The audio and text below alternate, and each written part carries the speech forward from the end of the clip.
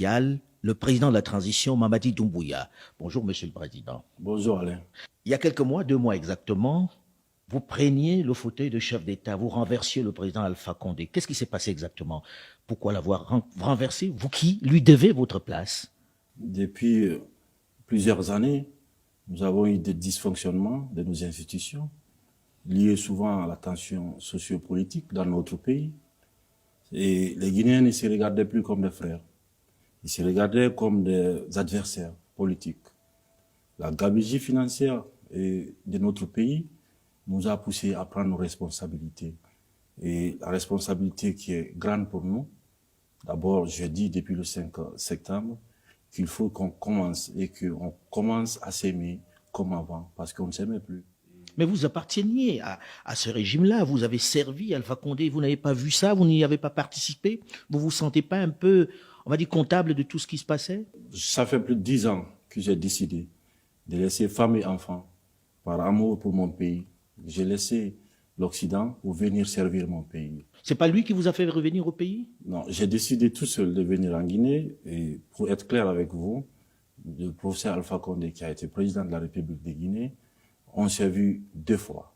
La première fois qu'on s'est vu, c'était le 10 octobre 2018 pendant les fêtes d'indépendance de la République de Guinée.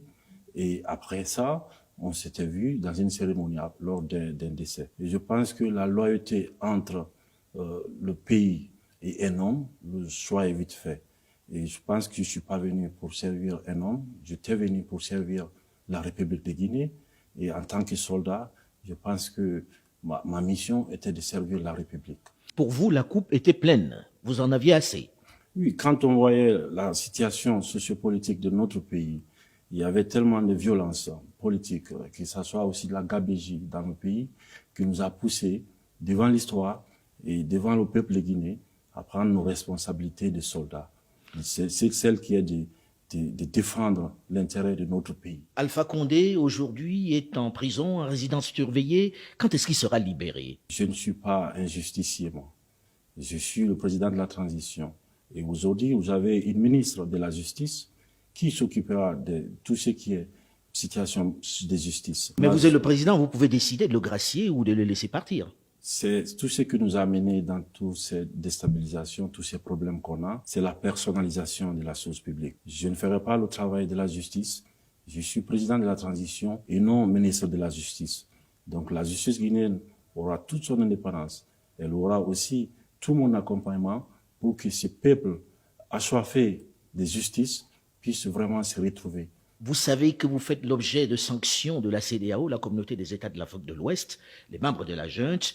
Ils vous ont demandé de faire une transition de 6 mois. Combien de temps va durer la transition? Dans combien de temps vous allez rendre le pouvoir pour retourner dans les casernes? La CEDEAO est dans son rôle. Et je pense que la CEDEAO, nous tenons beaucoup parce que nous sommes membres fondateurs de la CEDEAO. Nous sommes un pays qui est panafricaniste, qui comprend aussi que la CEDEAO a de la fermeté, à savoir les prises du pouvoir par l'armée. Mais nous ne sommes pas des politiques. Nous venons tout simplement rendre le pouvoir au peuple de Guinée, qui, à travers le Conseil national de transition, qui est, on est en train de mettre en place depuis, pourra décider au nom du peuple de Guinée. Pour vous, c'est la CNT qui doit décider de la durée de la transition? Il faut qu'on soit en cohérence avec ce qu'on dit. Nous avons dit qu'on donne le pouvoir au peuple de Guinée parce que nous voulons mettre en place un système qui pourra résister aux tentations des hommes. Et pour ce faire, nous laissons au peuple de Guinée où le CNT aura toutes les composantes. Au Conseil national de la transition. Au Conseil national de la transition, il y aura toutes les composantes de la nation qui seront représentées au CNT. Le CNT, pour nous, est l'organe législatif qui pourra décider du chronogramme, c'est-à-dire faire le point, le diagnostic, à savoir nos problèmes qu'on a, et comment trouver des remèdes à ces problèmes-là, parce que les problèmes sont connus, c'est la personnalisation de la chose publique. Nous, êtres humains, nous allons tous disparaître, mais c'est les systèmes qui resteront, c'est le pays qui va rester. D'où le CNT a pour mission de réécrire les textes, c'est-à-dire la constitution. Une nouvelle constitution, ça ne sera plus une constitution copier-coller des pays. Nous allons mettre à plat tous nos problèmes et écrire une constitution adaptée aux problèmes de Guinée pour trouver toutes les solutions nécessaires pour l'émergence de notre pays. Mais comment vous mettez en place ce Conseil national de la transition? Par des votes, par quoi? Qui est choisi et sur quels critères? Vous savez, il y a un ministre de l'administration du territoire qui, depuis lors, nous avons fait des communiqués, à savoir le dépôt de tout ce qui est candidature. Nous avons donné des places à toutes les composantes de la vie guinéenne. Ils vont tous être pris par leur probité morale et par leurs compétences, parce que le CNT ne sera pas un regroupement pour qu'on puisse venir discuter et sans avancer. Nous allons envoyer des gens au CNT qui aiment encore ce pays et qui veulent aller en avant, qui veulent bien sûr rassembler les Guinéens. Et parce que je tiens beaucoup au mot rassemblement, parce que j'ai décidé aussi, il faut que ça soit clair, à ce que les Guinéens eux-mêmes puissent prendre en main leur destin, à savoir s'entendre, s'écouter, parce qu'on ne s'écoutait plus dans ce pays. On était très divisés. Très, très divisés. Et je pense que le rassemblement est le seul moyen pour nous Guinéens de faire face à notre destin. La semaine dernière, la CEDEAO, la communauté des États de l'Afrique de l'Ouest, a pris des sanctions vis-à-vis d'abord des membres de la junte, mais en plus a nommé quelqu'un pour venir ici vous aider à faire cette transition-là. Ibn Chambas, vous avez écrit pour dire nous ne voulons pas de cette personne-là, nous ne pensons pas que c'est nécessaire. Qu'est-ce que vous avez contre Ibn Chambas, le Ghanéen qui a été choisi? La personne d'Ibn Chambas, pour nous, c'est autre chose. C'est-à-dire que le peuple de Guinée, le gouvernement guinéen, a tous les droits sur le plan diplomatique de récuser quelqu'un. Et je pense que la Guinée n'est pas en crise. Nous avons mis fin à la crise sociopolitique de la République de Guinée depuis le 5 septembre. Les Guinéens sont en communion aujourd'hui. Ils pensent à l'avenir de leurs enfants et de leurs petits-enfants. Et il faut qu'on adapte les outils africains aux problèmes africains. Et pour ce faire, je pense que... C'est un Africain, Ibn Chambas. L'Afrique est un continent. Ce n'est pas un pays. Tous les pays africains ont des problèmes spécifiques. Le cas guinéen est très simple. Nous avons eu des aînés qui ont eu des problèmes de personnes, à savoir la gestion de la chose publique, et qui avaient divisé le pays. Aujourd'hui, le peuple de Guinée n'est pas divisé. Le peuple de Guinée est en communion avec soi-même. Et je pense que nous n'avons pas besoin de donner des remèdes qui sont pour nous des remèdes génériques. Je pense qu'il faut vraiment adapter chaque chose. Aujourd'hui, on n'est pas en conflit. Il n'y a pas de crise en Guinée. Nous n'avons pas besoin d'émissaires. Nous avons juste besoin des moyens techniques, de l'accompagnement technique. La CEDEAO a des représentations ici. Toutes les organisations ont une représentation en Guinée. Donc, ces gens-là peuvent nous servir de cordon ombilical avec la CEDEAO, avec l'OIF, avec toutes les organisations qui... Pour vous, ce n'est pas nécessaire qu'il y ait quelqu'un qui soit choisi pour mener cela? Les Guinéens sont assez matures pour régler leurs problèmes. Donc, les remèdes étrangers qui sont de l'étranger, nous ne sommes pas contre. Vous ne voulez pas des médicaments qui arrivent d'ailleurs. Monsieur le Président, à quand les élections libres et transparentes dans ce pays? Est-ce que vous avez un délai? Et serez-vous candidat? Je pense que j'ai été clair et je vais l'être aujourd'hui encore avec vous, que ni moi, ni aucun membre de cette transition ne sera candidat à quoi que ce soit. Nous allons mener la transition à bon port avec tous les Guinéens. Nous allons partir de la base au sommet, par les communales, après les législatives et présidentielles, pour permettre que le président qui viendra après ne soit pas là à vouloir s'éterniser. Car le peuple n'acceptera plus jamais qu'on personnalise la chose publique.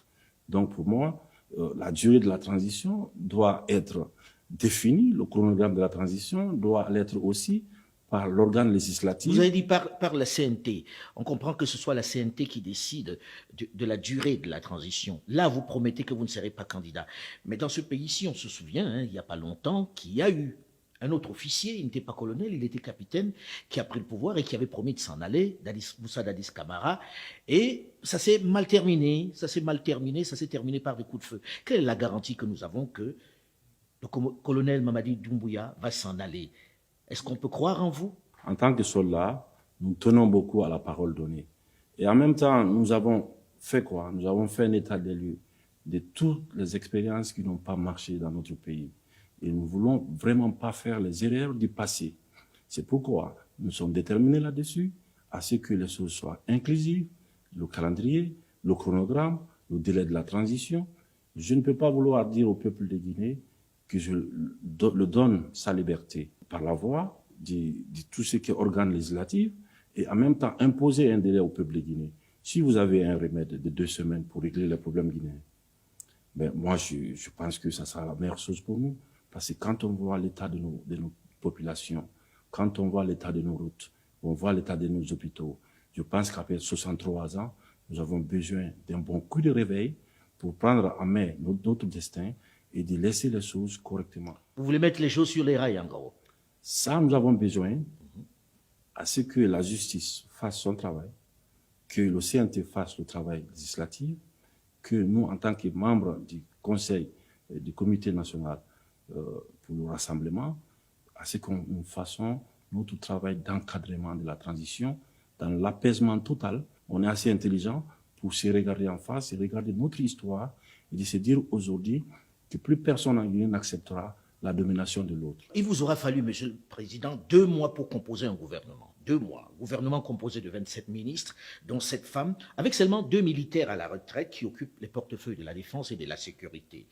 Qu'est-ce qui a rendu la formation du gouvernement si difficile? Pourquoi vous avez eu autant de mal à faire le gouvernement? Si vous voulez faire les choses correctement, je pense qu'il faut réfléchir. Il faut chercher la probité morale. Il faut vérifier aussi la capacité des uns et des autres à apporter. Quand nous avons pu former le gouvernement, nous avons demandé, parce que des fois on vous demande dans quelle école vous venez ou qui vous envoie, souvent. Nous avons demandé à tous les candidats qu'est-ce qu'ils peuvent apporter à la République de Guinée pour permettre à la Guinée de sortir de cette ornière-là. Donc à base de cela, nous avons sélectionné parmi toutes les filles et fils de la Guinée des personnes que nous avons confiance, que nous pensons être à la hauteur des attentes de la population guinéenne pour conduire cette transition dans l'inclusivité totale. En gros, ils sont venus passer des auditions chez vous, alors tous.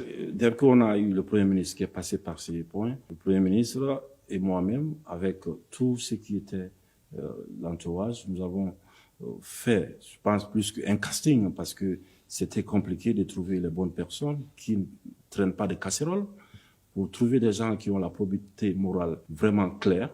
Donc, c'était pas facile de trouver. Aucun d'eux n'a de l'expérience dans la gestion du pays. Est-ce que vous n'avez pas peur qu'il manque d'expérience et que ça vous fasse perdre du temps? Il faut savoir que les ministres sont accompagnés. Il y a les départements où il y a plusieurs personnes autour des ministres. Nous avons choisi, d'ailleurs, qui est une première dans l'histoire, nous avons choisi des technocrates à la tête de notre pays dans un régime qui est soi-disant militaire. Nous avons dit aux militaires de jouer, en fait, leur rôle de soldats dans les camps pour défendre notre pays, parce que nous avons tant besoin de ça, de ne pas se mêler de la politique. Et aujourd'hui, ces technocrates, nous avons totalement confiance en eux, et j'ai aussi entièrement confiance au Premier ministre, qui est M. Mohamed Biabogui, qui nous avons choisi parce qu'il a le sens du consensus. Et c'est quelqu'un aussi... C'est l'élément qui a déterminé le sens du consensus pour son choix? Oui, parce que je pense que cette transition, nous n'allons pas accepter qu'il y a des projets personnels. Nous avons voulu qu'il y ait des consensus, qu'on se comprenne, encore une fois. Parce que chaque fois qu'on ne s'est pas compris, ça nous a amené à quoi? Au sang, ça nous a amené aux larmes et aux victimes, qui sont tous des enfants de ces pays et qui pouvaient aussi être des ministres, mais qui ont été faussés dans leur vie. Donc je pense que le Premier ministre Mohamed Biabogui, qui est quelqu'un qui a une grande expérience à l'international et qui est un homme de consensus, peut aider le gouvernement guinéen aujourd'hui à sortir de cette ornière-là. Alors on a vu les populations guinéennes dans les rues lorsque vous avez pris le pouvoir, des gens qui se réjouissaient. Vous bénéficiez d'un état de grâce aujourd'hui qui est exceptionnel. Qu'est-ce que vous avez à donner? Il y a beaucoup d'attentes. Qu'est-ce que vous allez donner? C'est quoi la prochaine étape là? Ma vie entière, je donnerai à ce peuple-là qui mérite ça. Et si on a décidé le 5 septembre d'aller à la mort, c'est parce qu'on avait vu l'état de notre pays et nous avons pensé tous ensemble qu'il faut sauver le pays en donnant notre vie. Et je pense qu'il est de notre devoir en tant que soldats, en tant que patriotes, de se battre et d'aller à la mort encore une fois, que ce soit sur le plan politique ou physique, pour sauver le pays, pour sauver la patrie et pour sauver les Guinéens, en leur donnant l'espoir bien sûr et en changeant leurs conditions de vie. Parce qu'après 63 ans, après tout ce qu'on a en Guinée, comme économie, comme mine, comme tout ce qui va avec. Comme richesse. Comme richesse, j'ose dire. Je pense que ce peuple mérite mieux que l'état dans lequel nos aînés l'avaient mis. Aujourd'hui, vous avez dit la justice sera ma boussole. Est-ce qu'on peut vous croire là-dessus? Est-ce que la justice sera vraiment libre, Monsieur le Président? Vous savez, c'était mon credo. Je tiens beaucoup à la parole donnée. Pour moi, la justice, il n'y a pas de développement sans justice. Si vous voulez développer votre pays, il faut qu'il y ait la justice.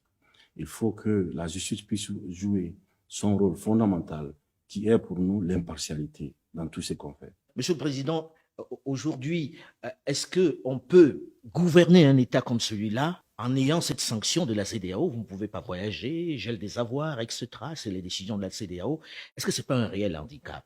Nous avons bien sûr besoin de nos partenaires, mais ce qui est pour nous non négociable, c'est la souveraineté nationale. Parce que nous tenons à la liberté. Et la CEDEAO, je pense, doit penser au mal qui gangrène nos pays. Je pense que la CEDEAO doit penser au peuple africain de l'Ouest, parce que le peuple aussi a besoin de la protection des institutions qui, à leur nom, est censé aider nos pays et nos populations à sortir de l'injustice.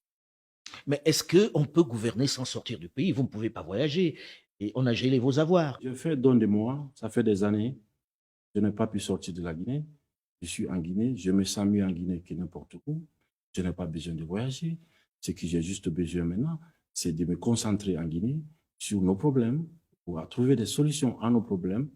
Et à ce qui concerne les avoirs, nous, les membres du CNRD, nous n'avons rien à geler. Donc, ça, pour moi, c'est juste des principes. Mais à savoir s'il y avait quelque chose à geler, vous pouvez chercher, vous ne trouverez pas. Maintenant, nous faisons tout quand même pour arrêter l'hémorragie dans notre pays. Et depuis notre arrivée, nous avons essayé de fermer tous les robinets parce que pour moi, les deniers publics ne sont pas quelque chose qu'on peut jouer avec. Donc, le voyage, je pense que nous avons besoin de voyager, bien sûr, en Guinée, pour voir nos problèmes en face et trouver des solutions à nos problèmes.